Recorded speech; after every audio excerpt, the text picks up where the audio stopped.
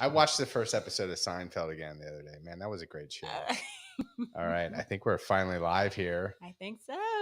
Hey, everybody. Welcome back to another episode of ATL on Fire, the podcast where we talk all things Atlanta United football.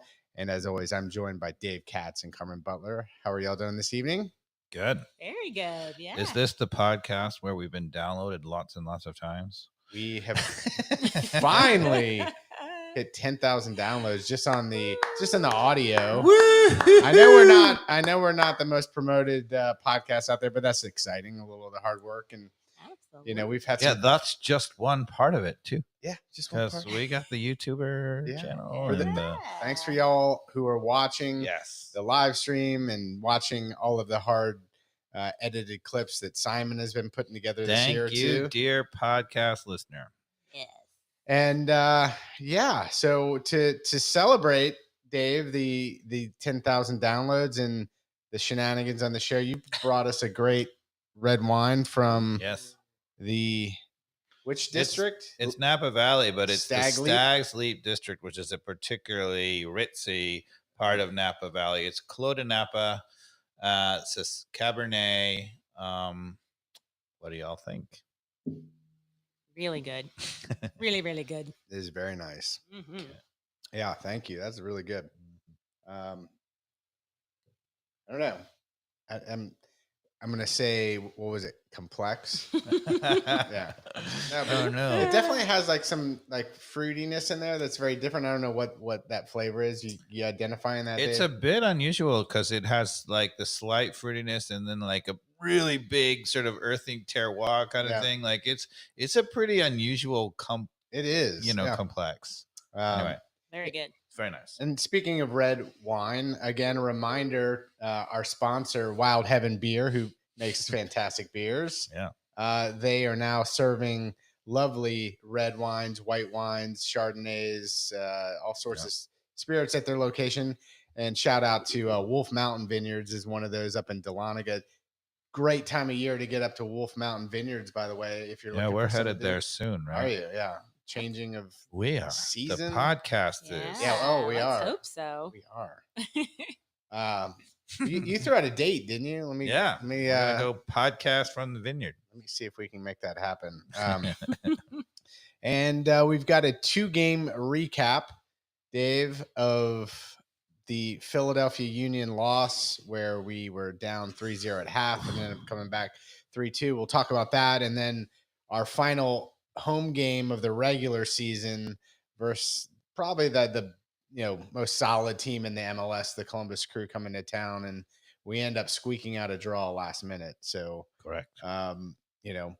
unfortunately, I was not able to see the first half of the Union as I was playing soccer myself, sadly. What? You still And play when soccer? I What? came in at halftime, I saw that Aren't you too old for that? definitely they were just putting in the final third goal that really obviously was putting it out of reach at that point. Yeah, we did we did put up a You fight. say out of reach, but we came back and Yeah. scored 2. We scored 2 with enough minutes left where How did the pressure was you're on. saying there's a chance? So you're saying Samsonite. What do you want to get into? Oh, whoa! Before we get into the recaps, What's happening? What's you happening? know what I have? Oh no. It's been a while. Oh, ATL no. on Fire trivia. Oh no, people. I thought it would be a good time to just kind of quickly reflect on a few stats on Okay. where we're rounding out the season here. I like it. I like it. So, for those of you not familiar with ATL on Fire trivia, this is my shenanigans of pulling up random stats on the interwebs and putting them out there for Dave to answer. He's got the lifeline of Carmen if needed. And any of the listeners who are streaming, Carmen, help. streaming Help, in, feel free to comment on what your answers might be here. But just as it stands here with 1 game left, I think you probably know where we are in our conference. But if you stack up both conferences, where do we currently rank in overall MLS teams right now in terms of points? Well, there's only, I think the answer is, so the only 2 teams in the West that are above us are LA Galaxy and St. Louis. Okay. Right? Because everybody else, although it was very Seattle basically was tied with us. So I'm not absolutely sure whether they're sort of 1 point ahead of us or one. But the interesting thing is third place. Basically, we were for a long time. We were good enough for third place in the West, even though we were seventh in the East. Goodness. We're not seventh anymore. Thankfully, we're sixth. Okay. But so it's just a question. There are 5 ahead of us in the East, and there are at least 2 ahead of us in the West. And it's just a question of whether it's Seattle. And I feel like, what if they're tied with us? Does that count more or above us or below us?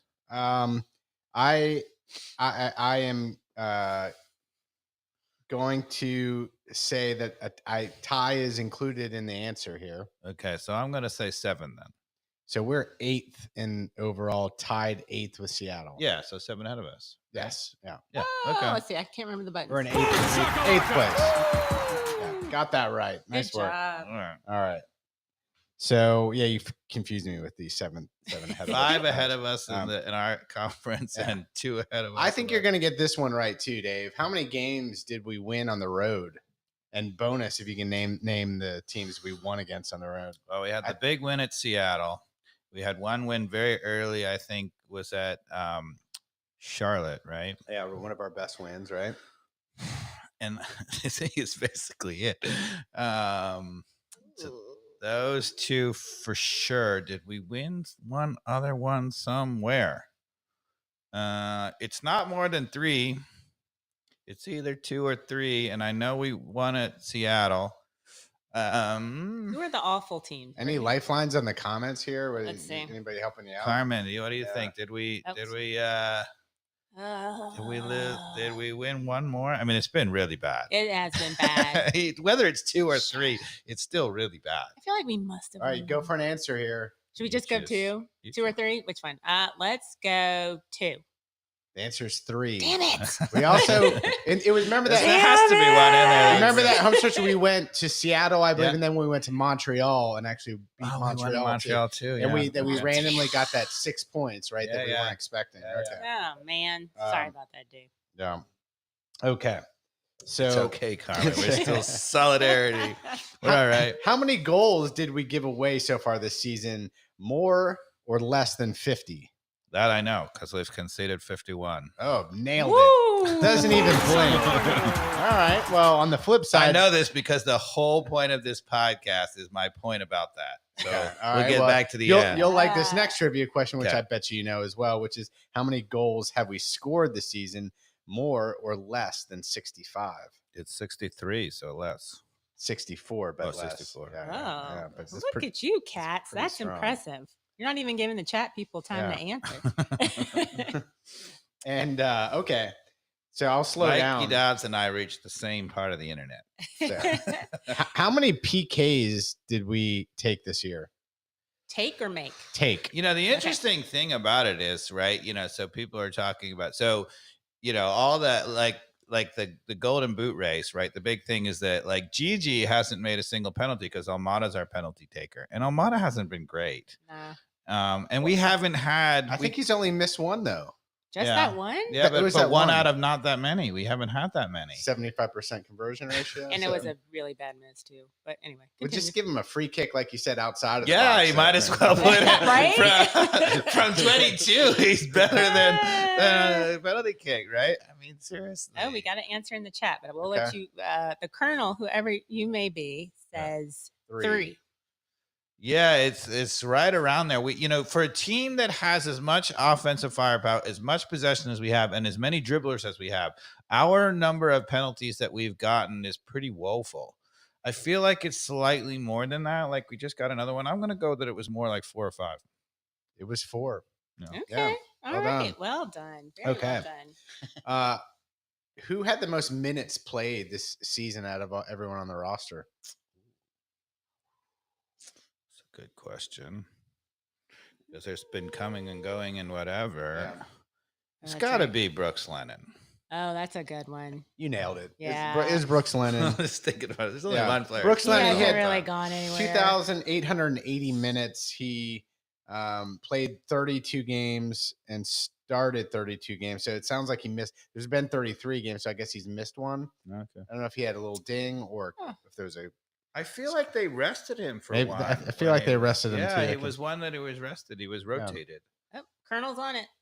Yeah, Lennon. Yeah, and it was funny too as I looked at it here. Who I was surprised that Brad Guzan is third after Almada being second, because if you recall, Guzan had that little bit of a injury or like that's pause for right. his Achilles. Yep. So I was surprised to see him coming in at 3 there. And what else? Yeah, I was looking at Brooks Lennon's stats too. So he had 4 goals this season and 10 assists, Dave. Mm-hmm. But he had a substantial amount more minutes in games this year. I think he was dinged up a little bit last year. So on the whole, he's kind of had a very similar season to what he had last year, just because he had more minutes, very consistent. He benefits a lot on the assist too because his corners, right? We are so dominant on corners between Miles and Gigi, right? I mean, we are dominant on corners. Yeah, we're really good offensively in corners. This is softball, so I'm going to give it to Carmen. Oh, no. Carmen, that's the worst when they. Who has the most assists in Major League Soccer? You act like I watch anybody else besides Atlanta United. This is ATL on Fire trivia, though, so there's a little bit of a hint. Oh, so they're on our team? Aha. So there's your lifeline right there. Crap, Colonel, help me. Come on. You know who's our leading assist? Yeah, it's obvious. Yeah. Oh, wait. Oh, no, I'm going to get it wrong. See? I want to say Almada, but that can't be right. Is it Almada. Almada? Okay. Almada. All right. Almada has like 17. Does he really? 17 assists. That's right. Oh, wow. It's ridiculous. Yeah. Okay. All right. Oh, and you got to go to where my heart is on ATL on Fire trivia, which is how many shots on target did Miguel Berry have this season? It's really low. It's like 2 or 3. Yeah, it can't be more than. Okay, so really he scored one. Shots on target, just on frame. He scored one, so that's one. Oh, he hit the huge, amazing volley, and I'm going to go with 2 more. There was one towards the goal, but that's not on frame. No, right? Scott actually hit the goal. So what did you go with? I think I'm going to go with 3. Shoot, it's not many. It's not. I don't even say 2. Crap. Less than 5. Yeah, it's definitely less than 5. The Colonel says 1, but. Okay. But Dave, definitely more than 1. Dave, you nailed it again. It's 3. Oh, really? Yeah. How do you? 3 shots on target. But even more staggering to me, he only attempted 9 times. Yeah, that's so nuts. You are a striker. And he started some games. Some strikers get 9 in one game. I was gonna say, when Gigi was hurt. Hold on. So he started 10 games. He played in 27 games. Yeah. Y'all are lying. No, he started 10, played in 27 games, and had over 1,000 minutes, 1,028 minutes of soccer for Atlanta United. And those are his stats as a striker.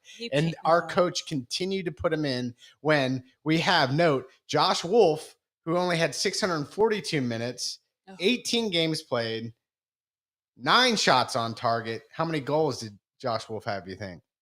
4 or 5. 5. 5 goals. Yeah. Okay, not even a striker. And you're like, oh, well, you can't play a guy who's not a striker in the striker position. Yeah, you can. Yes, you can. Oh, my Why God. not? Okay. Play a guy who scores in the striker position. Right?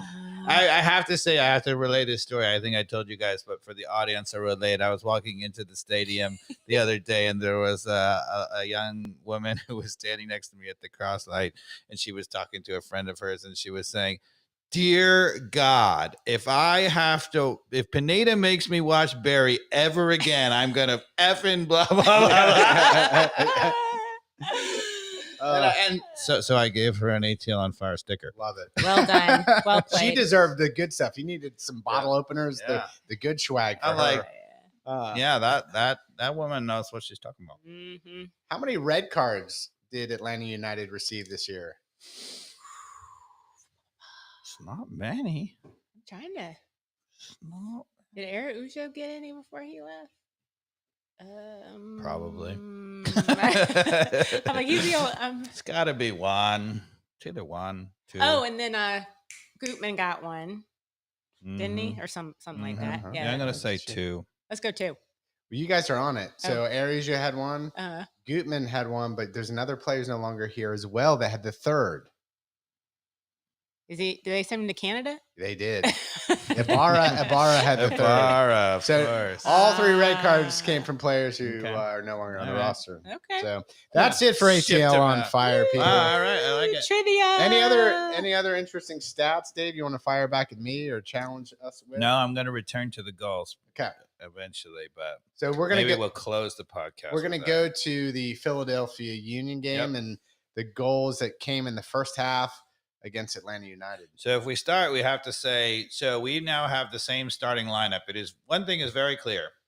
Finally, for better or for worse, Pineda has decided what his favorite starting lineup is. It is very clear who the starting lineup will be in the playoffs in the first game if everybody is healthy. Sure. So we got Guzan, Lennon, Miles, Abram, Wiley, and then in front of that you've got Josetu, Moyamba, Almada, and then you got Silva and Saba and Gigi up front. That's correct. Okay. You got it. All right. And I will say that the other thing about the lineup is Etienne in the last 2 games has finally made a return back to the bench, but still no Sosa. So Sosa's gone. I mean, he's not even making the bench on our team. He has appeared on Atlanta United's social media. He did some like weird. Could you imagine? I mean, this guy is a thing. really. I mean, he was talked about, as potentially an Argentina player, young guy who comes like an Argentina international player. I mean, comes here or whatever, and now he's not even making our bench. I mean, he's kind of an example of a very good player, in my opinion. He's kind of ruined by being brought over by an MLS team and mismanaged and miscoached. I agree. I hate to say it, but that's just a fact. Mm-hmm. And there's a lot of people out there here in Atlanta that don't think Sosa is a good player. And I just am like, again, like, what are you watching? Yeah. Like you were watching the aftermath of other bad decisions by tactical coaching that then end up on his shoulders. And if you're just watching the ball, as most casual fans are and most terrible coaches are, then you actually could see that Sosa doesn't look that good because somebody else makes a mistake, he's over there and then he's trying to cover for them in case it gets beat. But if you actually watch off the ball and you do the things that he's doing and you look at the actual recoveries and you look at the things that he does on the ball, he's a terrific player. Mm-hmm. Certainly way better than Josetu. And in my opinion, better than Ibarra. Yeah. What do you think about him versus Moyamba? Oh, way better than Muyumba. It's interesting because everybody's in love with Muyumba, and Muyumba is a good player. He's certainly added a dimension to our team. Yeah. That's for sure. He's an all-action player. And he's good at doing that. He's really good at that. I have said this before, and I will continue to say it, that Muyumba is a luxury player. Yeah. So as you're saying, based on what Atlanta United needs, you're saying Sosa is definitely the better solution and better player for the formula of who needs to be a starting 11. Like you said, luxury player, because we have other players that can put the ball forward or take the ball in a forward position, like Almada, obviously up front up there, and we have 2 players like even Moyamba sitting back, right, with Sosa, like we've said, would be a better solution. But I mean, Moyamba does a lot of good things, right? So he's good in the tackle, win some balls back. He's good, box to box to possession kind of player, and he'll pop up with a creative pass and whatever and help us score goals. He's good on the ball, right? So all of those things are positive, right? But that only works if you have another midfielder who's actually really good tactically and defensive. And it only works if you have another midfielder who is, pretty offensive. He's not good enough to carry the offense on his own. He's not good enough as defensive midfielder. And you would say, look, there's a role for a box-to-box midfielder. But he's not a classic box-to-box midfielder either, because he's just so tactically all over the place. He's so aggressive, which works. If you put him in front of a really good defensive midfielder, then forget about it. Then he's a force multiplier, which means that he makes the team way better. But if you put him in a team that doesn't have that, he becomes a liability. Yeah. And that's why I say he's a luxury player. It feels like, man, there's no reason. Like, I would love to see Moyamba if we had that back line just like a rock. Let him play like he wants to play, and there's certainly. I would love to see that, and then we wouldn't have let 3 goals in like we did versus Philadelphia, right? Yeah, I mean, the one thing that is absolutely clear in this the latest run with this starting lineup, they keep saying, the one game that Pineda was suspended, it was the assistant coach, and now it's been Pineda 2 or 3 times. It's so much more transitional than we thought it. We're a little, we got into it, and it was more transitional, right? And they're arguing that is like us made some decision to get into transitional. It is not. It is our tactics and it is the players, right? The reason why it's so transitional, and we can go to the tactical board if you want, but basically Rossetto always immediately goes to 5 yards in front of the center backs whenever we lose the ball. He just literally is locked in there, right? And Muyumba is all over the place. Now, Pineda kind of argued they were playing a double pivot. They're not playing a double pivot. So in a double pivot, they take turns going forward. One guy sits in while the other guy goes forward. That is not true. Rossetto always sits in and Muyumba goes forward. But the weird thing is they sort of are playing a double pivot. So when Muyumba is back, instead of Rossetto playing a true defensive midfielder where he would go side to side and seek out the ball, he lapses into a left-right like you would see in a true double pivot. Yeah. Which is really weird to have a guy who's a true defensive midfielder, never leaves the middle, but isn't playing as a true defensive midfielder. He's playing as part of a double pivot. Yeah. So when you have a double pivot, those two guys have to work together to be a defensive midfielder. When you have a true defensive midfielder, you say, look, go. You hawk the ball and block I wouldn't people. even Rossetto is not a true defensive midfielder. No, he has no instinct for it. He's not good in the tackle. Ibarra was a true defensive midfielder. Ibarra is a true defensive midfielder. And it was if you didn't like Sosa all along, right, which clearly Pineda didn't, right, and they had to trade under 22 initiative, I don't know why Sosa is not in Canada if Pineda had any say. It's so weird, right? That is so true. Exactly. If he was not even going to make the bench, why not have shipped him up? Ibarra was the guy who was starting. It is very clear that the front office doesn't always see it the way Pineda does, which is a problem. Yeah. Right? You got to either back your coach or get rid of him, right? You can't be like, we think Sosa's the better player and then have your coach not play him. Right. That's madness. Yeah. So there's something amiss there and all I agree. Of that. Something highly amiss. And it might be a good moment for me to point out something that I thought was really, really surprising. So I saw some interview with Lagerwey, and everybody's going, all this thing about, our mid-season acquisitions were terrific. That transfer window, right? The Muyumba, the Silva, the Saba were terrific, right? He said, whether it's true or not, that was not him. That was all done ahead of time by Bocanegra. Yeah. Wait, what?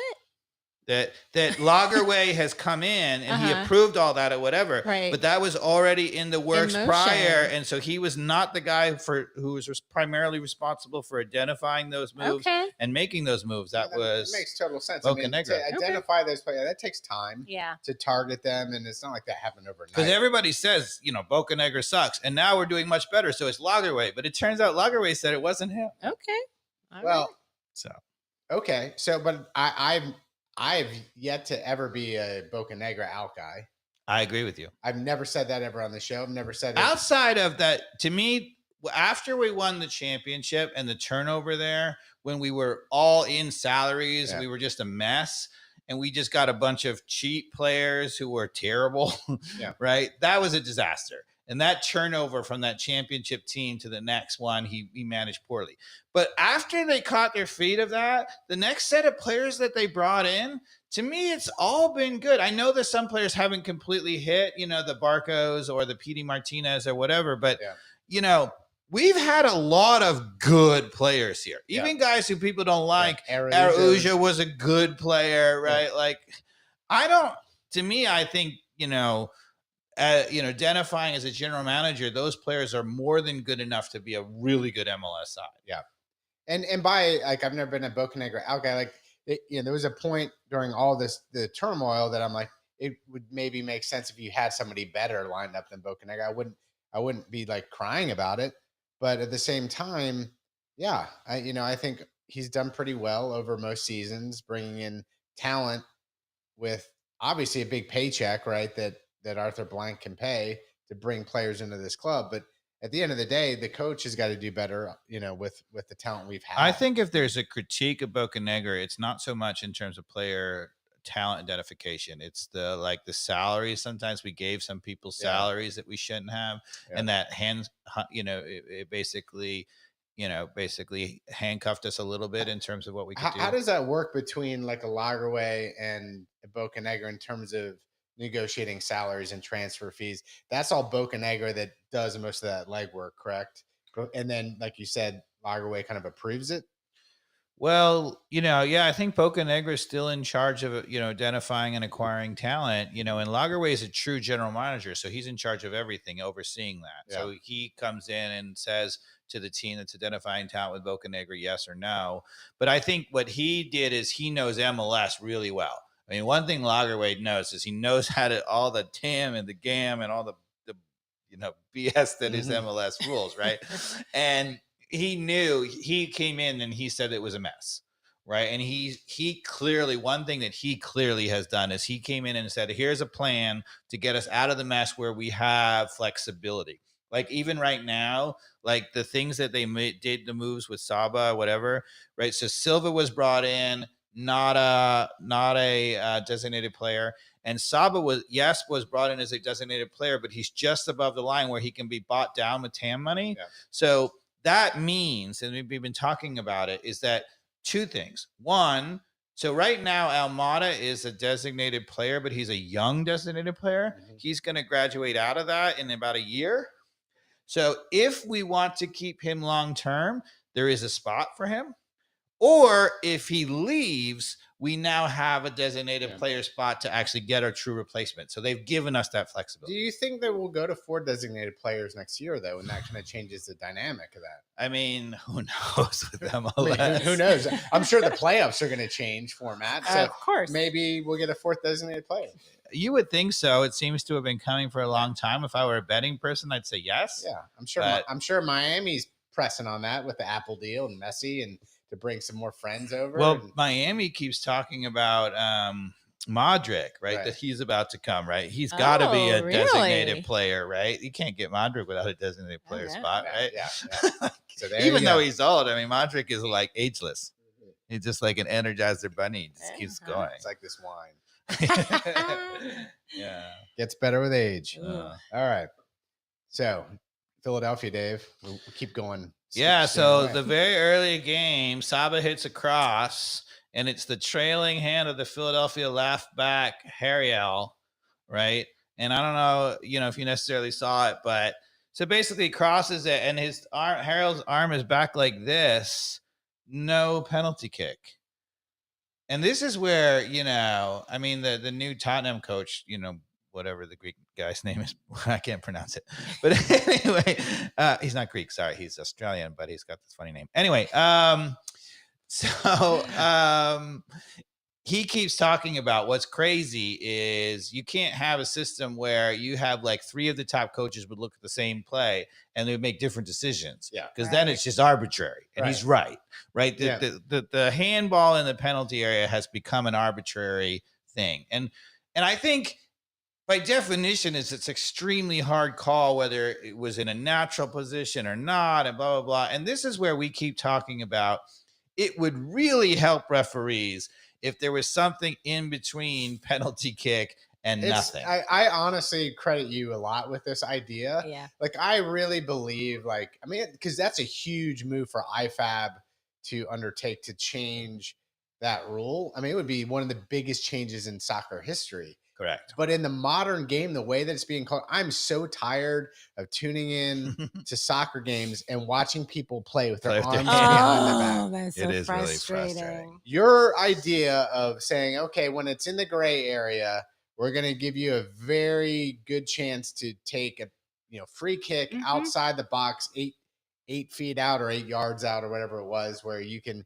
get it up and over the wall and have a really good chance of putting it on net, or chipping it over and giving somebody a chance for a header or doing some sort of trick practice play, right? Where you're also bringing that into global soccer of like, there's going to be more set plays outside of the box. It becomes more of training and more of the game. It actually really is exciting if you think about it. Hell of a lot more exciting than being pissed off, kind of disappointed, even on both sides. Like you kind of feel yucky about it because you're like, that happened to our team last week, and you're like, well, it's karma, but it's not because it's so confusing on what a handball is. I think, the interesting thing, the counter argument is that if you do that, then it becomes so subjective. But it's so subjective right now, as we just pointed out in this call, right? Right. I mean, if you talk to, if you took every MLS coach, right, you'd probably get like a 60-40 or a 55, but that's a problem. It's like you said, you get all you need to know that you're making the right decision is it goes to VAR. You got all the people who are like talking over each other because we heard that in the EPL now. How many cooks are in the kitchen? Yeah. If you got two people disagreeing or there's any sort of disagreement at all, unless they're in unison that's absolutely a penalty kick, right? The five referees on there, like you vote it out real quick. Like if it's not unanimous, it goes to the kicks outside the 18. I like it. You could simply solve that with like a democracy type of thing there. Yeah, because you say, look, that hit his hand clearly. It's a handball, but it wasn't, a clear goal score. So if like it's a shot and it hits his hand, it would have gone in. That's a PK. It's got to be a PK, because clear goal scoring chance. Right. But if it's a cross on the edge of the box, I mean, if you stick your hand out and block a cross, sure. But if it's like just trailing arm and I'm not sure if it's in a natural position, then that is an unfair advantage for the defender because he actually stopped a cross that could have led to something. But how many crosses do you have a game? It's not like that's a goal, right? So then you just hand him a goal if you give him a penalty kick, or if you give nothing, you say to the defender, that's fine. You can go ahead and block that. And there's got to be something in between where you say, look, don't do that because you're going to give up something dangerous. But no, it's not an automatic goal. Yeah. So then I watched a little bit of the highlights too, coming into this. It looks like there's another chance where like it came down to Gigi and he tries to lay it off. We had a lot of close moments like early on in that game, right? So it's a whip ball in from 36th minute, whip ball in from Lennon. Gigi knocks it down. I think he was trying to trap it actually. Yeah. But it ended up looking like a perfect knockdown, and Muyumba walks right onto it from the penalty spot. Puts it on frame. He puts it on frame. He causes Blake to make a good save, but you have got to score. It. Yeah. And if you're out there, people are like, well, how do you do it? Right. Because Blake's so good. The way you do it is the Joseph Martinez there would open up his hips, right? And then at the last second, close it and go the other way. Yeah. And because Blake is leaning, he's really good at reading it. Yeah. And he read Muyumba, and he read it so early that he actually made a pretty routine save out of it, even though it was a decent shot. He didn't open up he had his hips open. I think he played with the inside of his foot. Yep. And it was kind of like a soft mid-height shot that, was easy for the keeper to, if I'm remembering this correctly, when he could have opened his hips and cut it near post, right? And totally, taken Blake by surprise there. Carmen, you want to show the clip? Or actually here, he could have just ripped it down and low, and then it wouldn't have been an easy save. The bottom line is that's got to be in the back of that. Bottom line has got to be in the back. You got to do better. You can't put it in. He had all day running onto that ball to pick his spot. Hip level, easy hands-on save. Like, you got to do better. Mm-hmm. You rip your foot through that, even the far, like right where he was going, and put it low. And this is the interesting thing. Like, Muyumba doesn't look like a finisher, which is fine. He's a center midfielder, but he gets in the box a lot and he makes pretty good runs a lot. Okay, if you do that, then you better be a better finisher. Otherwise, you get that. So I know you were texting, like, this is what you get when it's a wide open game. Mm-hmm. There was clearly we went in there with the attitude, we're going to just get more goals than you, right? And not have any sort of defensive shape.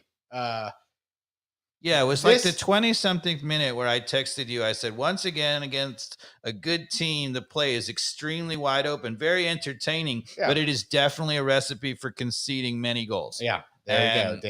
Dave texted that. Yes, he did. Yes, he did. So, and then we proceeded to give up 3 in the next 20 minutes. Yeah, so and especially when the writing's on the wall, when you have that hot start like we did, and you don't get lucky with not lucky. You don't get anything from the ref on what seemed to be a clear handball.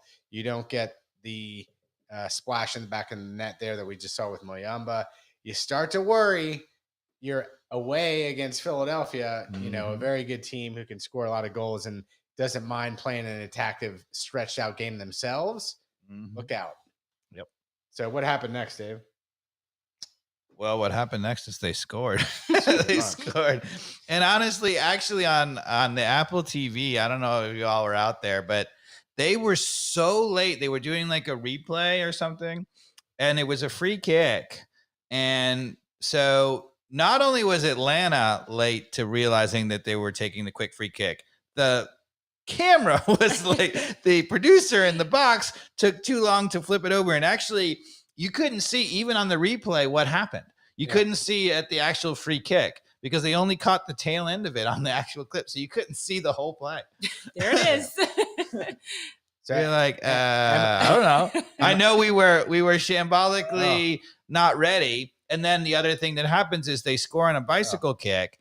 And the bicycle kick. Do you think that old Aston Villa Brad Guzan gives that? I mean, he looked like he had lead in his butt on that one. He had lead. He wasn't moving. That ball was not hit very hard. I mean, it took all day. Oh. Yeah, it was kind of sad when I watched the replay. I mean, Brad doesn't even look like, he sort of said he should be able to go both ways, and he looks like he got caught leaning the wrong way, which that's not actually caught leaning the wrong way. He just couldn't get there. That's really bad. Yeah, I don't know whether he actually save it. Maybe it's hard to save, but he got to be close to that ball. Yeah, I agree. All right. Yep. Yeah, I mean, Carmen's son Troy would have been close to that ball. Probably would have saved it. Back to the notes, Dave. Their second goal, as usual, Philadelphia is allowed to absolutely move through the midfield at will with the back strapping off. It allows them to run. That gives to Abram, gets turned at the top of the box.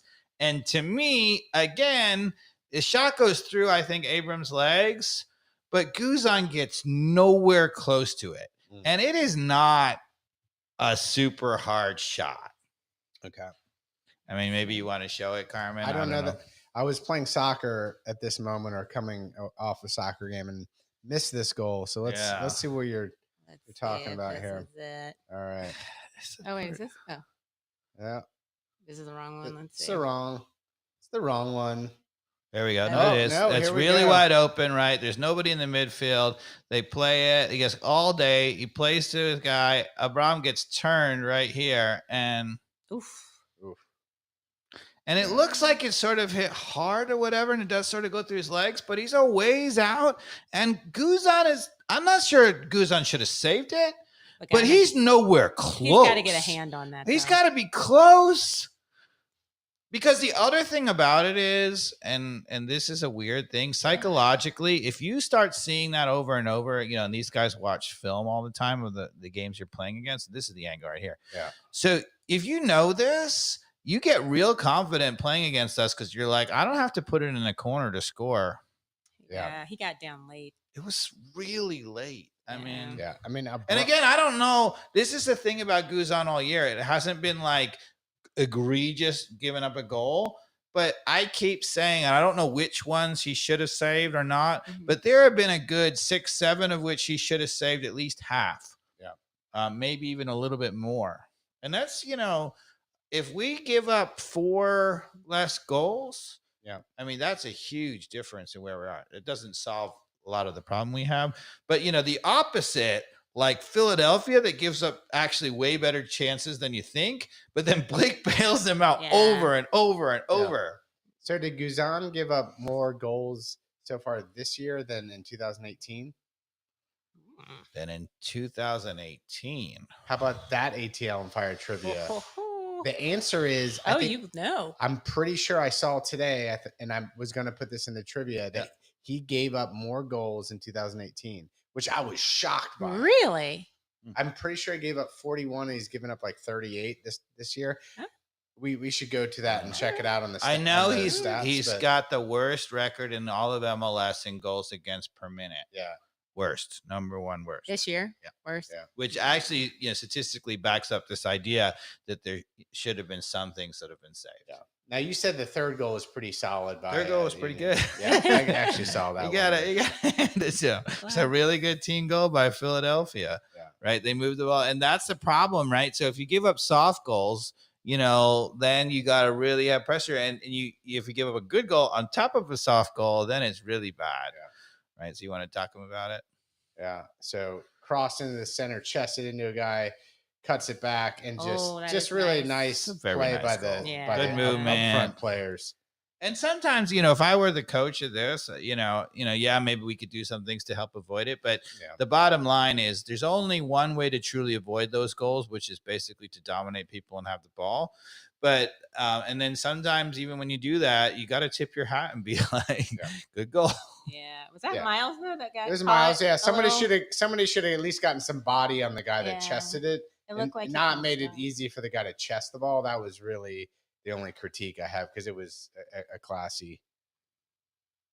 Yeah. Very nice. And then so then our penalty kick, right, is a glanced header off a corner from Saba elbow, and it was not a penalty kick in my opinion. But I told you, I started texting you. I'm like, they're going to call it a penalty kick because the makeup call from the first half one that should have been. This is a classic one where I think it must go to your rule because there's enough people that absolutely believe that was a penalty kick, right? And mainly because you could argue, I'm probably more leaning on the classic side of things and saying that's not a penalty kick like you. Yeah. But he did kind of push even though his elbow is down here, I'm saying he's making his body bigger and he knew what the hell he was doing. He jabbed it towards the ball. So to me, in today's era, I'm calling that a penalty. It's a glanced header from like just in front of him, and but he's putting his arm in like a chicken wing. Yeah, watch it. Yeah, he's kind of watch his eyes though. When you watch in real time, it's actually easier to see. I think he's moving his arm out of the way of that. Trying to get his arm out of the way of it.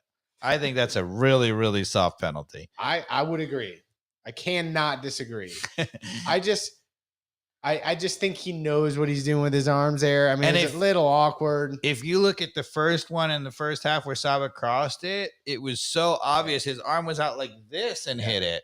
Yeah. And that one was not even as close. That was glanced. It was right in front of him. How was that? 100% agree. That's just nuts.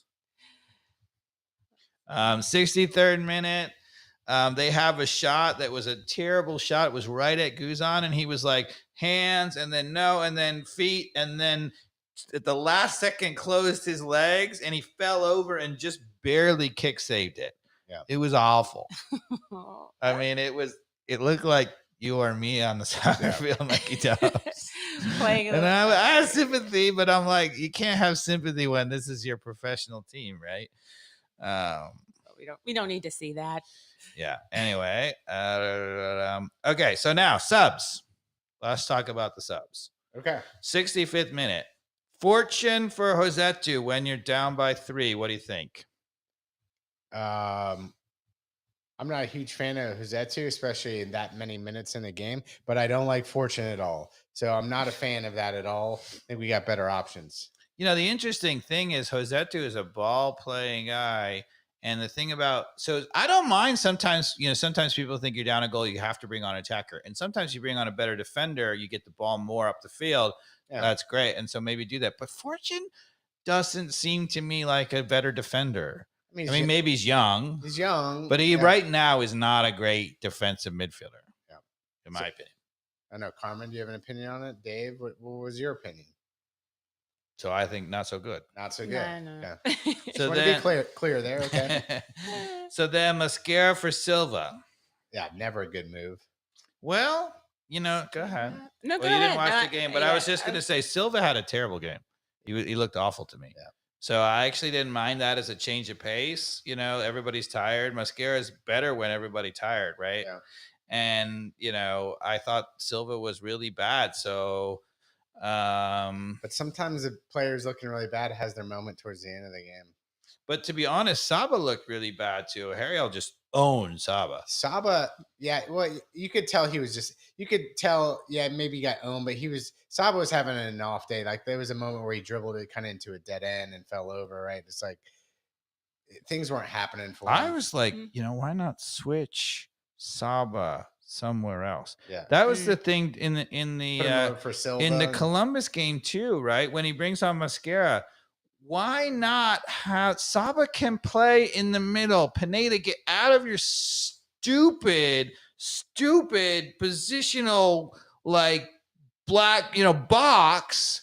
He has no think outside the box ability whatsoever. Yeah. Right. You're a winger, and that's what you do. You're a defensive midfielder, what you do. God bless. We should never play two defensive midfielders or extra attacking midfielder or put an attacking midfielder like Wolf as a forward or something like that. Yeah. Never. Just doesn't happen. Yeah. This is your role, and that's all you're gonna do. Right. Now I'm not one of these guys who's really in pro of like tinkering all the time or whatever, but especially late in the game, you want to bring on a guy. Why can't Saba move into the middle? I love it. We've encountered an error. Okay. Yeah. So now 77th minute, terrific overlap from Lennon past Mascara, who switched it out right. And it was a fantastic pullback ball for Muyumba from Lennon. Yeah. His shot was not great. He really mishit it, Muyumba, again. But he did force Blake into a fabulous save, even though he didn't really connect well for it. He should have scored just right off that one. Yeah. But then Blake makes a fabulous save, not surprising. And then he had a chance, like he thought, like maybe I should back heel it. And instead of back heeling it, Muyumba had real composure. He didn't try to just quick back heel it, and we never would have scored. He took the extra touch. He found Mascara with the click one, and Mascara scored. Now, the one thing, if you watch this, watch Mascara no left foot. Right? You will never be a finisher. Right watch this. Oh, wow. Right? Yeah. That will never get you goals in real league. If I were a scout, I'd be like, moving on. Right? Because he got very lucky. I mean, he happened to he didn't even hit it well. Right? He hit it right at Blake. The only reason why he scored is Blake slips and falls in the goal when he's getting up right there. And then he saves it. Yeah. Or he's about to save it, and he's trying to get out of the goal to save it. That's the only reason why he scored. Oh. Yeah. So that should have been left foot, which would have allowed him to hit it up. You cannot, with the outside of your foot, get under that way. With any power. Yeah. So the left foot would have gone up into the thing, and then Blake had no chance. But that's not a way to score. But he scored. Composure by Muyumba. Yeah, I totally thought he was going to back heel it there too. And he had composure not to do it. Smart move. And then a few minutes later, so now we're back to 3-2. Great. So what are you going to do? The sub is Barry for Muyumba. Wah, wah. I saw that happen.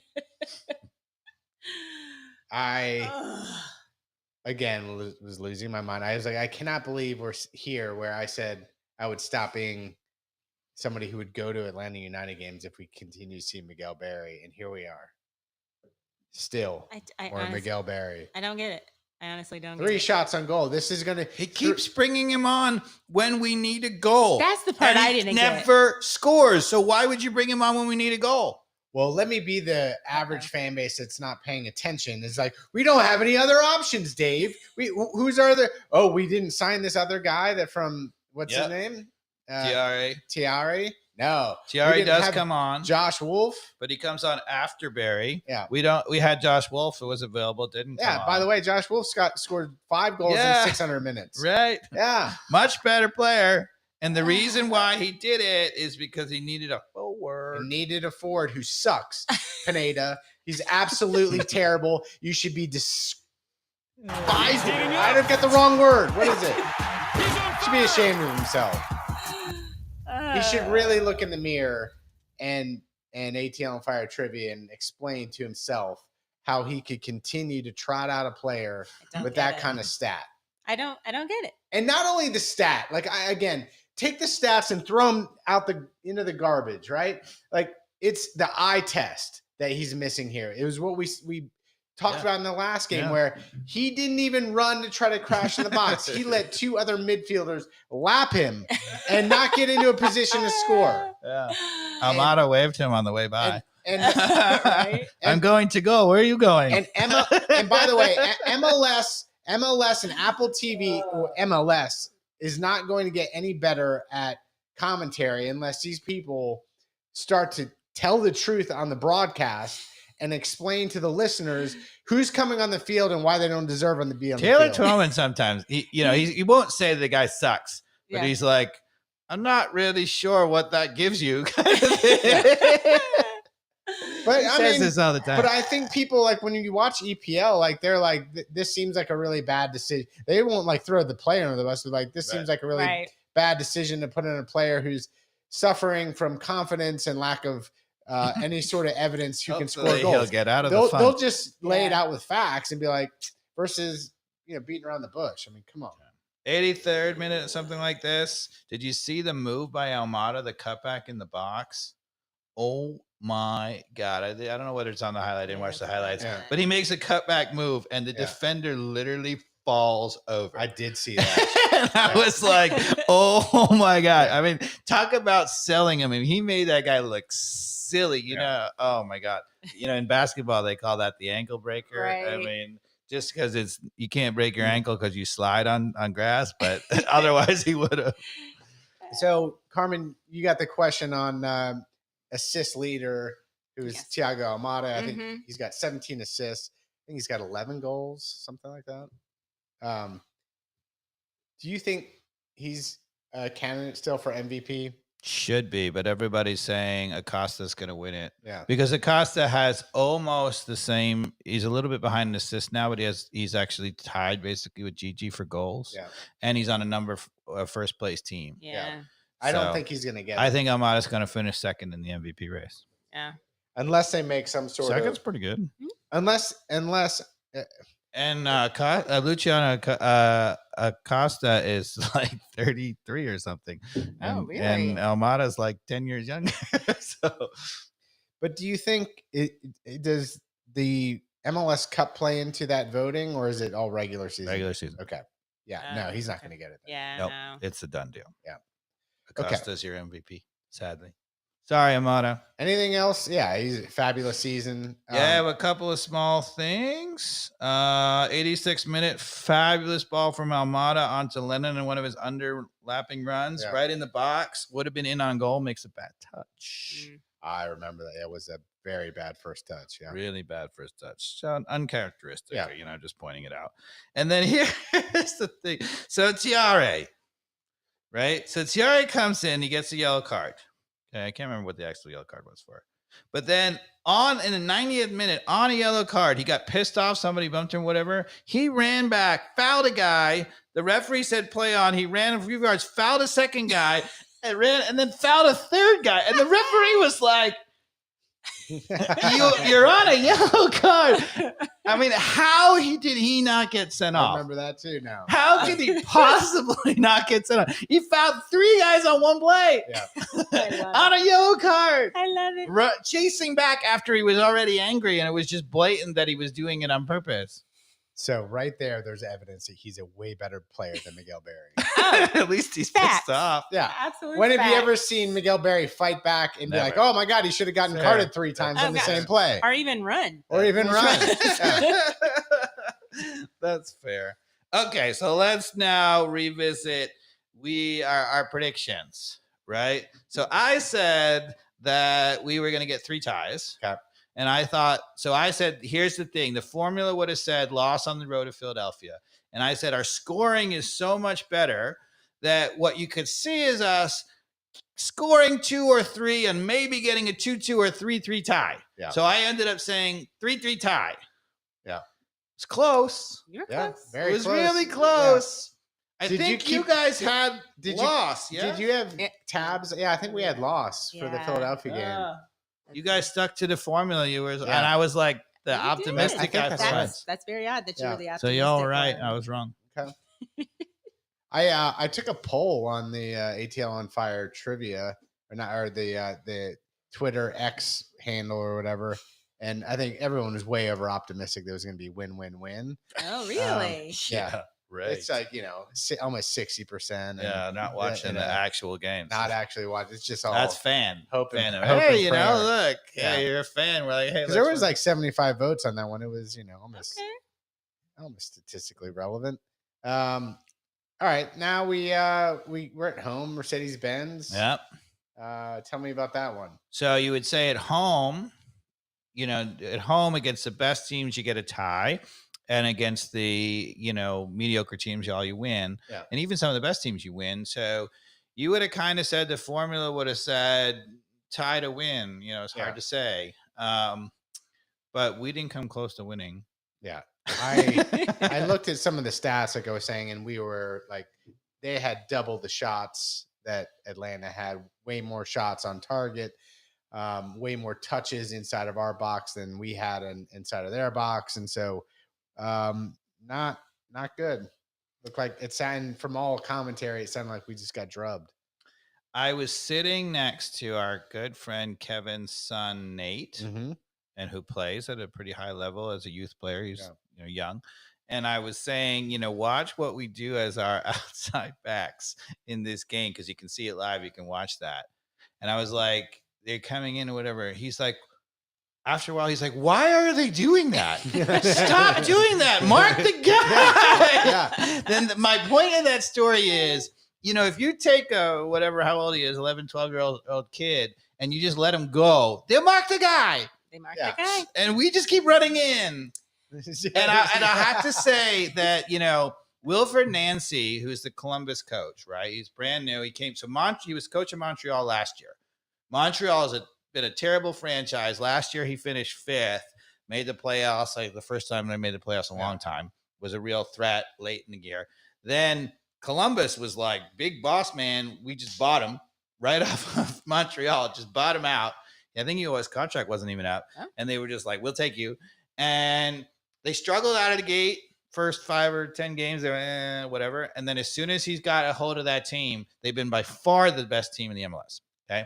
So coming to Atlanta in this game, sort of maybe a preview of what might happen in the playoffs, right? And it is so clear that Wilfred Nancy watches what happens on our team, and he was like, I don't get it. They're so easy to beat. Because every time they had the ball, they played into the middle where we are overmatched because we have so much distance between Josetu and Muyamba. And then immediately that guy played it out wide behind the backs. A couple times when it didn't work, they passed it back, and then he switched it out wide to the other side, right? And in the first 20 minutes, I swear to God, Gressel had like 8 free crosses, and he was looking around like, why do I have all day? I know the coach said that this is what we're supposed to do and it would work, but this is freaking easy. Yeah. And Miles and Abram, poor guys, were dealing with these unbelievably whipped-in crosses, and they survived. Miracle. But you're like, if I were those guys, I would be like, God damn it, please somebody stop the free cross. And it was so obvious. They just were like, boom, boom, every time. Boom, boom, every time. Boom, boom. And they're like, if you're not going to mark it, that's what we're going to keep doing. So what you're saying is we should pinch in. Oh, wow. He's heating up. He's on fire. I mean, it wasn't just that he was getting free crosses. It was the same combination. It was like, every single time. And you're like, it's like, it's on a loop. Yeah. And I was like, is somebody going to stop that? And it was weird because here's one of these crazy things, right? So after the game, Pineda said, they hit us with something unusual in the first half that we had to tactically adjust to. Uh-huh. It was a pass to the middle and a ball behind our outside back. So did you see any adjustment in the second half? Not really. Okay. The only thing that happened is Columbus scored the goal, and then they actually got a little complacent and let us. But in the second half, they did the same thing, and we're going to score more goals. They should have been up 3-0. By the stats, it looked that way. So, my point is, it doesn't matter now. We talked so much about the airplanes and everything else. It doesn't matter if those guys are back because they don't actually close anybody down out wide. They're just in their in-between land with their most of the time with their hands behind their back. And they seem to want. We seem to want to form a box. It's almost like there's a magnet, right? So Miles and Abram are right there. And then Josetu has to go back to them, and the outside guys have to go back to them, and they form a little box. And then they go, "Oh, wait till it," and it's too late. They're in between land. And I'm like, what is our magnet? What is that draw? Except for, of course, we know that it's coaching, but why? What are we so afraid of in the middle? Don't know. We got I don't get it. very strong players in the middle. I really don't Center get back it. position. I have no idea. Although I will say, the one thing I noticed about this game, Abram, not a true MLS defender. Yeah. He is so afraid of somebody turning him. He just backs up. If you watch him, I was watching him off the ball all the time. He just backs up and backs up and backs up. He never aggressively goes after. Well, we it. saw that on that goal that was scored against Guzan, where it was, he didn't close the guy. He kept backing up. He's afraid of somebody turning him all the time. Didn't want to close that space and let the guy. Which is crazy. If you're a coach and you have a guy who's not the paciest as a center back, right? People are like, "Oh, you better play a little deeper." If you play a little deeper, you'll give them momentum. They're going to go right by you. Yeah. Your only chance, if you are one of those guys who's not as pacey as a defender, put a little friction against them. yes, you got to get up on them. And if you ever get turned, body him up and obstruct him. Yeah, obstruction, grabbing, little cheeky stuff. Yes. Like whatever you got to do these Yes. days. If you don't know the wrist hold move, if you haven't learned the Please they wrap. explain. Oh, Please explain. Oh, like when you get close to someone, you like grab their wrist and you pull straight down. Because if you do like a shirt tug or you're dead giveaway, right? There's right. jersey being pulled. You see fabric. You see fabric. But if you like actually get a hold of someone's wrist and pull straight down, then your arm, their arm isn't like you're stopping them again. And then you create some sort of, they do something, you do something, then you hook them. I love And it. just create that's half a second that Just matters. enough. Just enough. And then you got to know just when to release. It's like everything. Like you hold on. It's like defensive holding in NFL. You got to have the art of when to let go, or you get called for it, and you start to get a feel for that. I love it. I actually knew what it was. I just wanted to hear you I know. describe it because it's awesome. Carmen's like, I've been doing that for years too.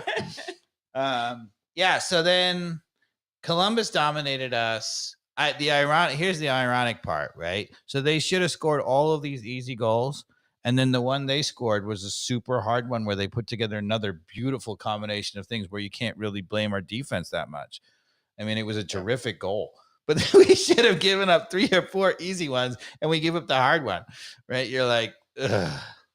So what did the goal look like that the crew ended up scoring on us? It's a nice goal. They are over on the side. I'll just set you up for it. We have it all packed in and marked up, but there's a little movement. And the one thing you will say defensively, so I'll tell you when to pause it. So hit. Are you there? Almost. She's changing the scenes here. This is where our double pivot hurts us because Josetu is not really playing a defensive midfielder. So sort of pause it now.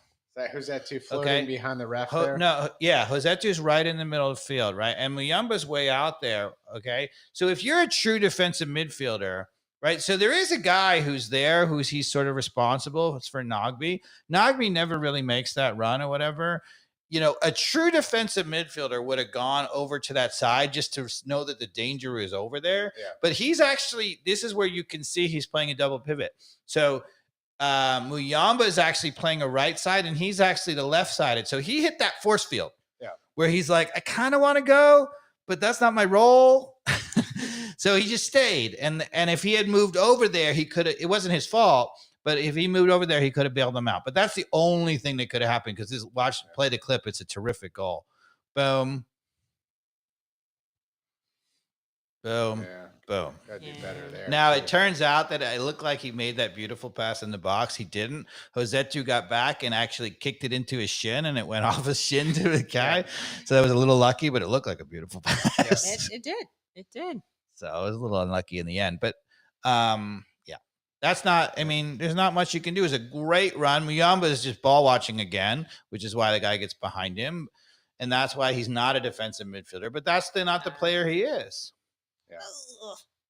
But Sorry, if you look at Josetu, like we talked about, he's not a defender. No, he's not. He goes in soft with a little cheeky little like defensive thing, and yeah, Like he came in there and poked it Yeah, he as poked opposed it. to sliding through him and Yeah. taking a tackle. Yeah, of course. Yeah. you know what I mean. There, but Yep. he didn't oppose any Yep. sort of like you're not getting by me, Right. and that's what happens when you play Yep. defense that way. It was an offensive it defensive wasn't move. unlucky. Yep. It was that's what you I get. agree. I agree. Yeah. I agree with that. Okay, so here's my main point. Okay. Are you ready for it? And you slightly killed my rant because you brought it up on the trivia. The goal differential. Well, so here's the thing. So last year, if y'all will recall, right? So last year we were woeful, right? I mean, we were terrible, right? And we finished way down the table. We didn't come close to making the playoffs, right? And what did everybody say? If you talked about the universe, they said, oh, we had so many injuries, right? That was the thing. Pineda said it. Oh, injury. All the people on Twitter said it. Some of our rival podcasts said it. They said it was the injuries. And we said, They actually got a really good replacement in Parata for Miles when he went down. And it didn't, yes, like he was not Miles, but that didn't look to me like it was the problem. It was the tactics. Yeah, it was still the same thing we're talking about now, which is the pinching in. And talked we about last year. were right. And the reason why we're right, we can prove it. So this year, we have had everybody healthy the entire time. Last year, we gave up 54 goals. This year, we've given up 51 goals. We're about to give up 2 to Cincinnati. It's going to be probably 53. Yeah. Right? So Yep. we have had the perfect health. Healthiest and it's team I've exactly seen. the same. Healthiest team I can remember in Atlanta United Yes. history. So tell me where the injuries are now, Pineda. Yeah. He's heating up. I mean, seriously. He's on fire. So what I would say Soft. is the goal numbers that we give up is not a player thing. It's a team Pineda tactic thing. Yep. That's what we said last year. We saw it and we were right. It wasn't the injuries, and we can prove it because this year we didn't have any injuries. Same exact result. Yep. And this is also despite we are number 1 in the league in possession. So that means our defenders have had to defend less than anybody else in the entire league, right? And we've still given up all those goals. I love it. Coming with facts. I know. Look at Professor. So the only difference in our team this year, there's a big difference in our team. So last year, I have it written down. Last year, we scored. Oh, sorry, it's on the other. Just 1 second. Last year, we scored 48, right? Which was pretty bad. Yeah. This year, we've scored 64. Okay? So that's a huge difference. So if you look at our team, the only thing that has changed is goals. Yeah. We have scored a lot more goals. So now there are 2 possibilities, and I think both of them are contributing. You can say, look, that's all on Pineda, right? Why are you criticizing defensively? We've done so much better offensively. So, yeah, maybe Pineda has done some good things to get goals. I kind of think it's the players. We've really scored a lot of goals, particularly since we've gotten Gigi and Saba and Offensive Silva. players with skill. Like And you're gonna- Almada has had a banner year. Yeah. Yes. But I think the big difference was having Gigi as a striker. We didn't have anybody last year. Yeah. I mean, not in that kind of form, of course. Right. Yeah, he's a force. Amada's went into his second full year in the MLS and lit it up with composure and class. And, had he finished the season strong with some more of those free kicks that we just never really got in those great positions for him to take those perfect free kicks.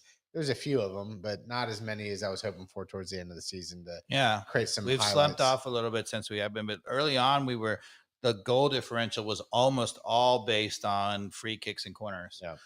So here's the thing, right? So if you're Atlanta, regardless of what happens, and we'll talk about the playoffs in a second, but regardless of what happens to us in the playoffs, right?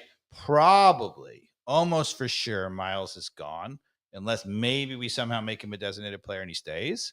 That gets tricky because then we take the spot from from potentially keeping Almada. Or if there's a fourth, Yeah, or if there's a fourth.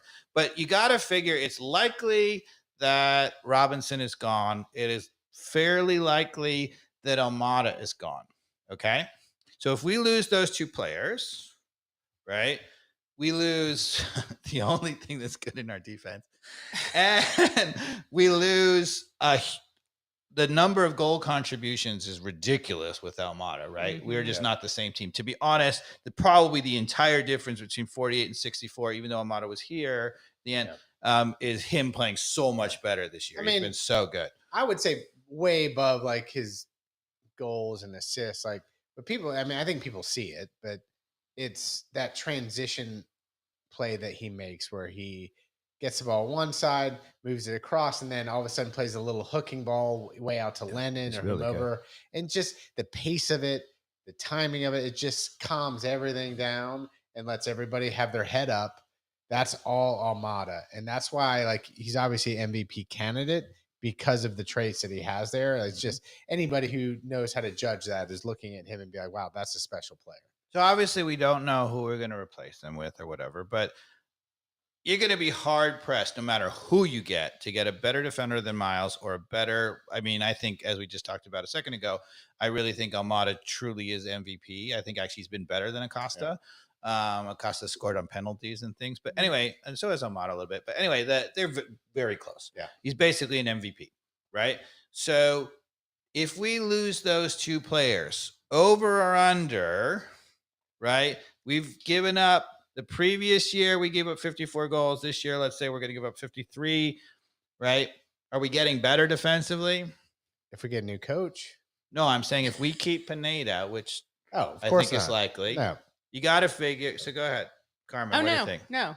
So I think you can pretty much pencil us in for somewhere between 50 and 55 goals against. And not to mention a Braguzan who just needs to hang the We boots got to up. get a new goalkeeper, which we may or may not do. Anyway, so then we lose Almada. This year we've scored all those goals. It's what I say, 64? Yeah, I think Scored 64, yeah. Yeah, 64. So are we going up or down? Down. Down. Down. Correct. I think so. So, yeah. I mean, this is really what my point of that, saying all that, is we have learned that basically Pineda is never going to be a better defensive coach than basically 53 goals, right? That's basically what is very clear. Yep. Now, he could get better over time or whatever, but right now he's a 53 goal conceded coach, right? And we're not getting better players offensively. So we may not recapitulate all the goals we've scored. Even with all of those things that we've done, we're only sixth. Lagerway, are you listening? So how does anybody, there's a whole bunch of people out there saying we have momentum, we've gotten better, which is true. We've scored more goals. But how is anybody looking at our team and thinking that next year we're going to be better? Because they look at the exciting part. Yes. I think they see we're getting better, and it's a much more entertaining product. It's entertaining because we're scoring 64 goals, but if you think about it and analyze it. Yeah, if we think about and analyze it, it's the fearful limbo that which I know takes a bit of the joy out of it. It does. Sorry out there, podcast. It's the fearful limbo that you've now made me realize that we're heading into if Pineda stays as the head coach. So what I feel like is we have sort of at our pinnacle in terms of we have a very good team, and Pineda has only been able to get that team to 6. Now you might say he possibly could get team higher, but the problem I have with saying that is the defensive side. Yeah. Because you are never going much higher when you're giving up 53 goals. Never. So can I no matter how good you are, you just can't outscore that. You know the playoff format better than me, I think, right now, because I don't know it at all. The difference between 6th and 7th place, is it a factor for us, really? No. Okay. So basically, it starts with a 1-game wild card between 8 and 9 to see who gets the last spot. It's a 1-game playoff at the 8th. Whoever's 8 gets the home game, and then they become the 8th. After that, it's a true, draw. So it's 1 through 8. 1 plays 8, 2 plays 7, 3 plays 6, 4 plays 5. So the only thing we're playing for in Cincinnati is nothing. Nothing. Huh. and Cincinnati's playing for nothing. Nothing. It's going to be a horrible game. Because if Nashville, Everybody's going to rest everybody. So my question is Nashville really playing for anything? Because if Nashville wins their next 2 games, they end up being 6, and Atlanta United ends up being 7. Doesn't matter. Doesn't matter. And So, I mean, the only thing you could say is maybe one team has a preference in terms of the matchup. But if you look at it, right, so Cincinnati's 1, clearly. Orlando's 2, right? That's not going to change, right? Here, you're going to bring it up, right? So Philadelphia and Columbus and New England, is there's some question. There could actually be a road, New England could actually get back above it, but I don't think it's likely to happen. I think it's probably going to be Philadelphia and Columbus. But anyway, it doesn't matter. So if we're 6th right now, we play Philadelphia at 3rd. If we're 7th, we play Orlando at 2. Does anybody, I mean, to be honest, I think the better team to play is Orlando. Yeah. Because we're a local rival against them, even though they have more points. I think that's probably a better matchup for I think we'd be better off moving down 1. Yeah. But honestly, Cincinnati, Orlando, Philadelphia, and Columbus are the best teams in all of MLS. That's what I'm getting and there's at. really not a lot of difference. I was curious. So it's like the whole Cincinnati game is all about staying healthy. Yeah. So Pineda's going to rest everybody. Yeah. You're going to see changes up the wazoo. Tiare is going to start. You'll probably see Fortune starting. I assume Parata is going to start. I'm going to guess that Hernandez is going to start for Lennon. Sosa come out of the blue. Etienne will probably start. Etienne. Will we be okay with Barry starting this game? No. Please. I'm fine watching Josh Wolf and Etienne, maybe not Etienne, not so much. But I'm really not fine with watching Barry. Actually, I am. Maybe he'll get injured. I said it. I literally almost spit out my wine. Is it weird that I kind of knew Mikey Knopf was going to say that just a little bit, which is why I asked the question. I'm a terrible person. You guys know this. That's why we love you. Yeah. Carmen set you up. So that's what I think. So now let's talk about the playoffs. Playoffs. So Miami is out of the playoffs. Miami. I win, by the way. You owe me a bottle of wine. Yeah, because the bet was which one was going to go further in the playoffs, Atlanta or Miami. Yeah. Atlanta, sure. And I said it because Miami ain't making the playoffs. I said that's the easiest bet ever because they're not making the playoffs. And to be fair, it's just too far to climb. Yeah. And I just didn't think that Messi was going to be able to play that many games in a row, and that was also correct. That's true. Yeah. So MLS Cup had that right. Predictions. Yes. Now that we're entering in. Okay, you want 6 or 7. So first off, we're generally right on where, like the beginning of the season, we said where are we going to come in the playoffs. I'm pretty sure I said 6 or 7 on day 1. And then he was right, and we were 1 or 2 slots below that. Yes. But when we did the new signings, I did adjust. I said, because I'm a fan, I'm like, I think we can get to 5th or 4th. Yeah. Because I wanted us to get there. But we ended up in 6th or 7th. You said like 8th. So we said, 8th or 9th. I think probably if you had asked me deep down once we got these new signings, I do think we were 1 place better, but not what you were. And I would have said 1 place or up from where we were. And I would have said just sort of the same. So I would have stuck with probably 7 or 8. Yeah. I feel like we're definitely in the right. We're all definitely in the right. We had the season nailed. Yeah. That's for sure. We had exactly what was going to happen, unfortunately. Yes. Yes. And I have no faith that when we come up against good teams in this MLS Cup playoff that we're going to be able to advance. I think, the Philadelphia and Columbus games were the perfect test. I mean, we have, again, healthy players. We had a reason to play to try to get to a 4 spot, but we're not going to get there, and we're not going to get there in the MLS Cup, unfortunately. And now I'm rooting all the way. Of course. Like if the dynamics change, I'm not trying to be a downer, but I don't know. Where do you think we're going to fall? Where do you think the axe is going to fall? What do we got? Let's see. Carmen, you want to weigh in? So I think that it's likely. So Nashville has the extra game in hand, which is tomorrow, right? It's a tough game, though. What do they play? New England? They have a tough. They do play New England next, and then they have a tough road. It's all tough for them. I know New England's in the mix. Yes. And then Red Bulls, And then Red Bulls. But I think they beat Red Bulls, which gets them in, because I don't think that even with our change side, we're not going into Cincinnati and win. We're going to lose. No, it doesn't get them in. It doesn't put them above us. No, but it puts above us, right? No. Look at this. It puts them a point behind us. If they win and we get nothing, If they have 2 games. If they win and lose against Red Bulls, then they're a point behind us. They're a point behind us. You're I correct, looked at it today. You're right, I can't believe I'm right on the math. I here. mean, what's they got to happening? get, even if it doesn't matter. So they got to beat both teams. They got to beat New England. So it's Yeah, all going to be exactly. because even a That's what I'm tie, we have the better goal they differential. need the 6 points no matter what. Mm. And that's what I was asking. Does it matter? Because I was Yeah. like, does it matter if because Nashville has to win their next 2 games to get ahead of us to 6th? So we're looking quite likely at Philadelphia. Okay. Ooh. Philadelphia in the first round. I always like a revenge tour. So all Yeah, right, I we're like a gonna revenge we're tour, gonna but- we're gonna beat Philadelphia. That's my prediction. No. So you're saying we're going out right away? Well, so the way the playoffs works, as I was just finished, is so there's a 1-game wild card, and then it's just an 8 straight tournament. Yeah. But in the first round, there is a series of 3-game series. So it's the home team gets 2 at home, and then the other team gets 1. It's first team to 2 wins. There are no ties. There is no overtime. It just goes straight penalty I'm kicks. so confused. So we go to Philadelphia. Are you confused, Carmen? I'm always confused. We're Look at going to that. go to Philadelphia. Let's say it's Philadelphia, which Okay. is likely, it seems. We're going to go to Philadelphia. And that's us finishing in 6th place. Yeah. Okay. We got Philadelphia. We go to Philadelphia, and so there has to be a winner. So they either beat us in regular time, probably, or at best we get a tie, and then it goes directly to penalty kicks, and they Has to beat be a us in winner. penalty kicks.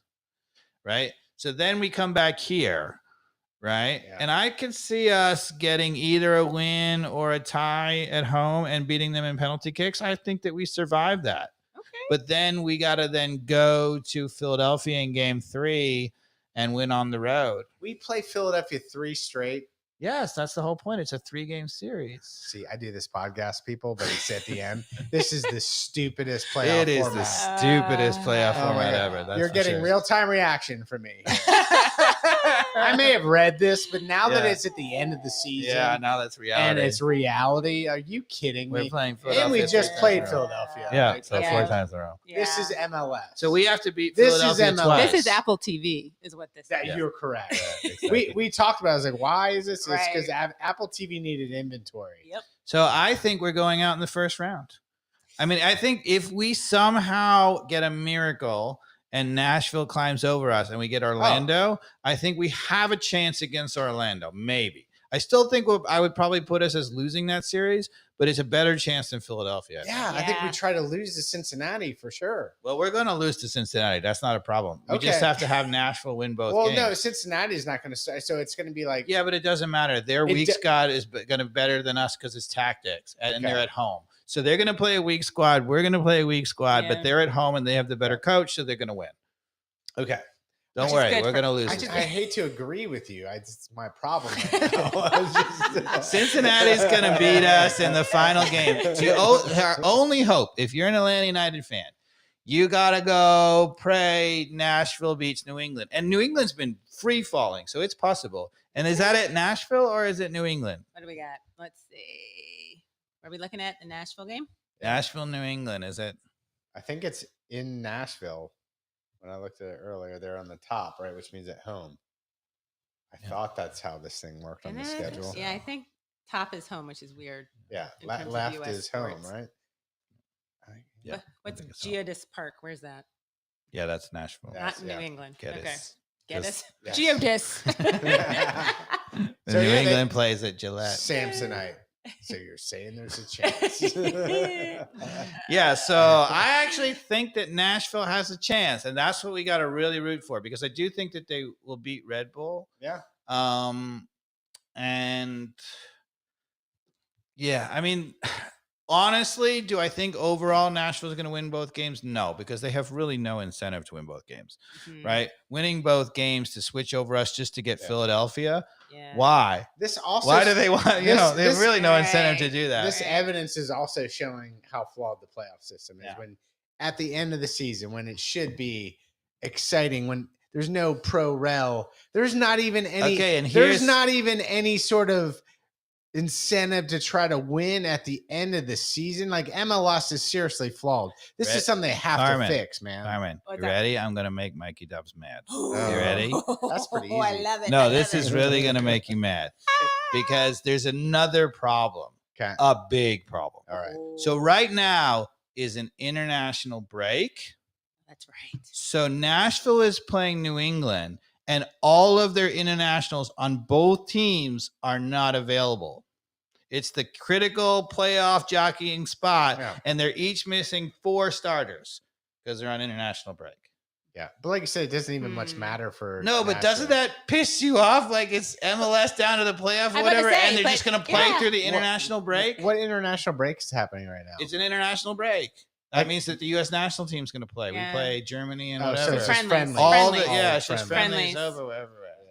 So are we missing people too? For So our dinner? MLS is the only league that plays straight through an international break. Now they did it to be fair to MLS. They did it because of Leagues Cup to get it squeezed it in. That's why this is a consequence.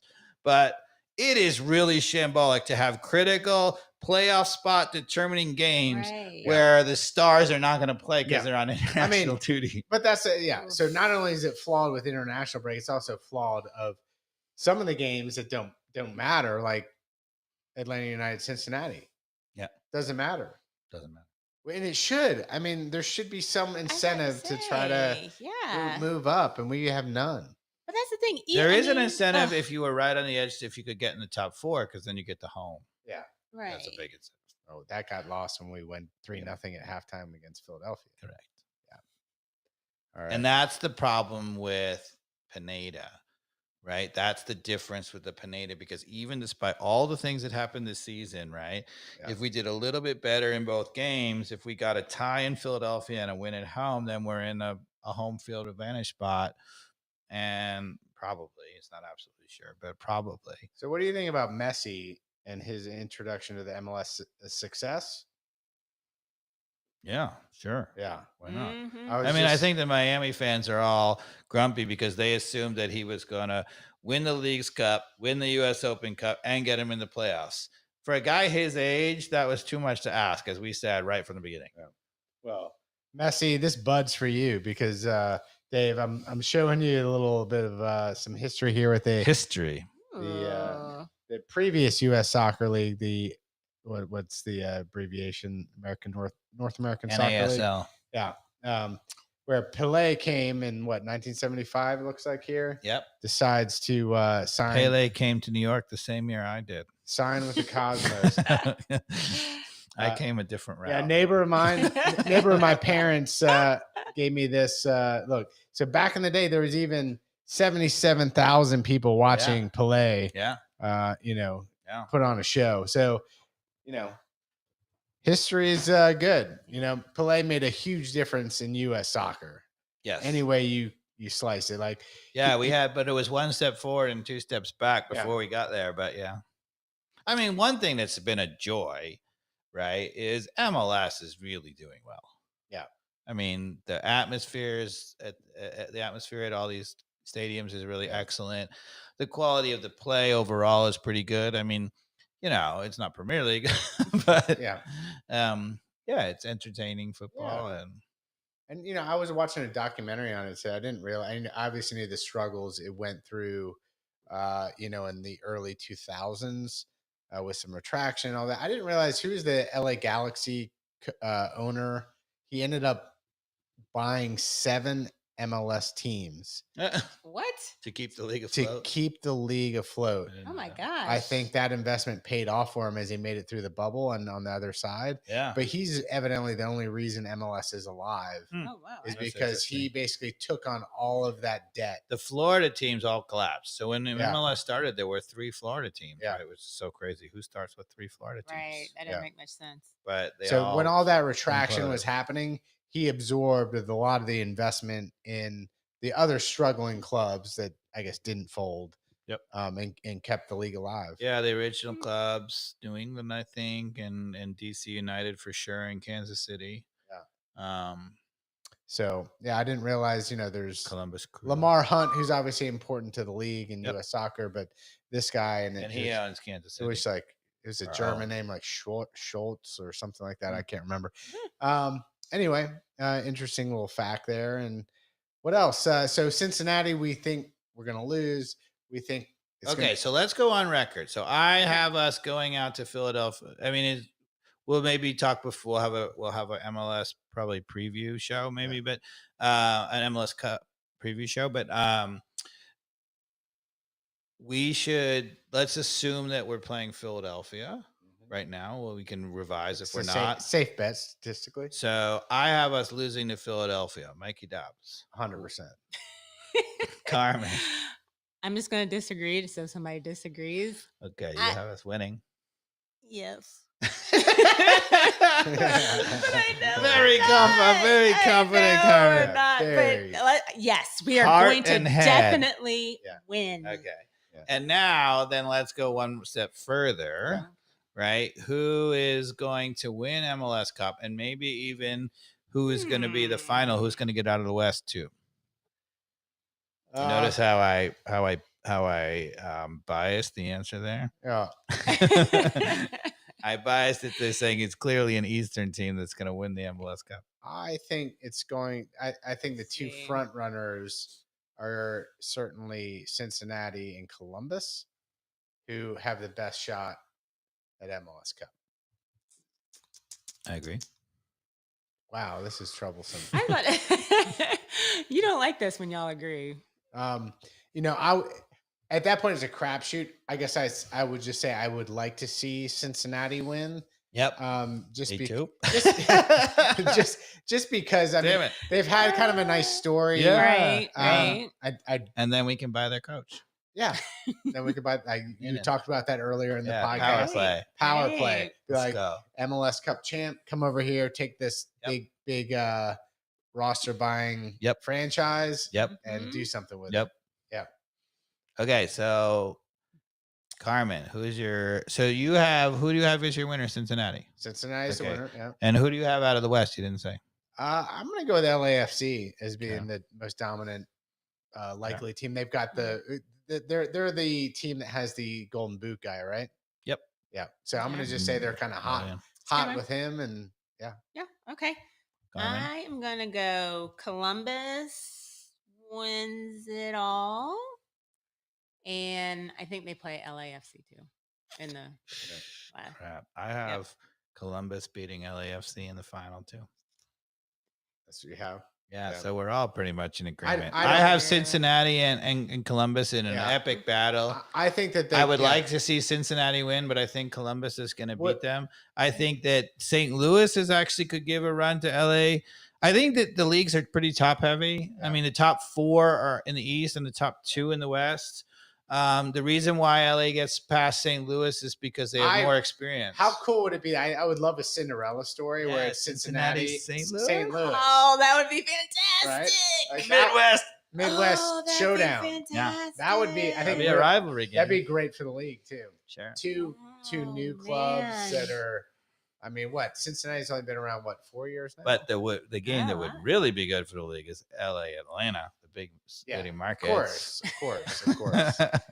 That's what we want. But I don't. For the league right now, the Cinderella story might be the better thing because the Messi and the investment of the 4th designated player is about to hit the books. I mean, it's got to be coming, right? 4th designated player. The more designated players they put on it, the better we are off. Yeah. Because we can afford to pay way more for those designated players and we can get better ones. Yeah. So then it becomes all the European leagues are super, super top heavy. And MLS, the more designated players equals the less parity, the more top heavy. It seems like these owners, though, even on the smaller clubs, aren't afraid to start. Like it seemed this last year that they should be afraid. They're starting to invest. They should be. Why is that? Because it gives a huge advantage to the big city markets because they can pay way more. I'm saying they are showing evidence that they're not afraid to invest. Oh, yeah. Like I think there's evidence only until they have to invest. I mean, it depends on what you mean by invest, right? So they've gotten some good players who are, bargain sort of. Even for these owners, owners, a lot of these owners, they're just investors in the Major League Soccer. They're not even owners of the actual team. Do you know that Arthur Blank doesn't own Atlanta United? He's just an investor. Yeah, because MLS owns all the teams. That's right. I did not know that. Learn We are a something new single. every We are a day. single entity league. They're all technically owned by MLS. Yeah. No, take that, Ryan Reynolds. Can't have MLS. Yeah, they own it. we own it. You can can't only have any team. You in can only MLS. have shares of MLS. I love it. Suck it. All right. But Elliot has St. Louis and Cincy in the final. with Nice. Cincy winning it. Cinderella story. That's the Cinderella we're talking Yeah. about. Mhm. All right. Well, we've talked about it all. I can tell Dave is waning. You brought a lot of energy tonight. I He appreciate it. did. Both So- of y'all did. Yeah. And Yeah. Carmen, you pushed all the right buttons. I think we've done well. I think you've done great. All right. Should we leave with dancing? Let's Just do like it. back in Guadalajara. You say it? I do it, coach. We're out of here, everybody. Thanks for listening. It's been another episode of ATL on Fire. Giddy up.